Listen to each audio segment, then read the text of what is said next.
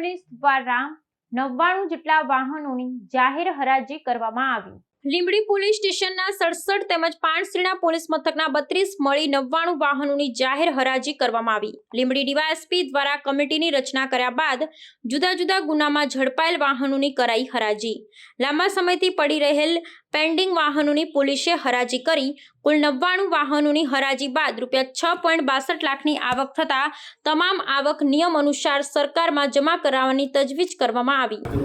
Limbdi police station ખાતે Limbdi police station અને પાણસીણા police station અલગ અલગ સમયે અલગ અલગ ગુના અને અલગ અલગ હેડ હેઠળ જે પણ વાહનો કબજે કરવામાં આવેલા હોય, જેમાં બિનવારસુ વાહનો હોય, લાંબા સમયથી એના માલિકની પણ ઓળખ ના થતી હોય, કોર્ટના હુકમ દ્વારા જે વાહનની હરાજી કરવા બાબતેના હુકમ થયેલા હોય, અથવા તો બિનવારસુ હોવાને કારણે એક્ઝિક્યુટિવ મેજિસ્ટ્રેટના હુકમના આધારે એની હરાજી કરવાનો હુકમ થયેલો હોય।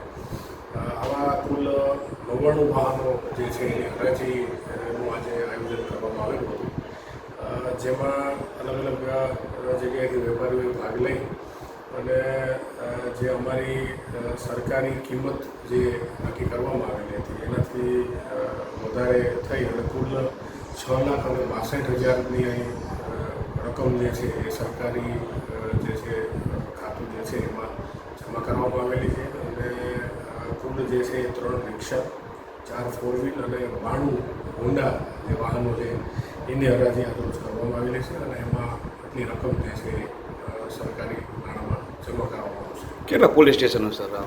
હાલ 2 જ પોલીસ સ્ટેશનનો જે છે હરાજી કરવામાં આવેલી, જેમાં લીંબડી અને પાણસીણાનો સમાવેશ થાય છે।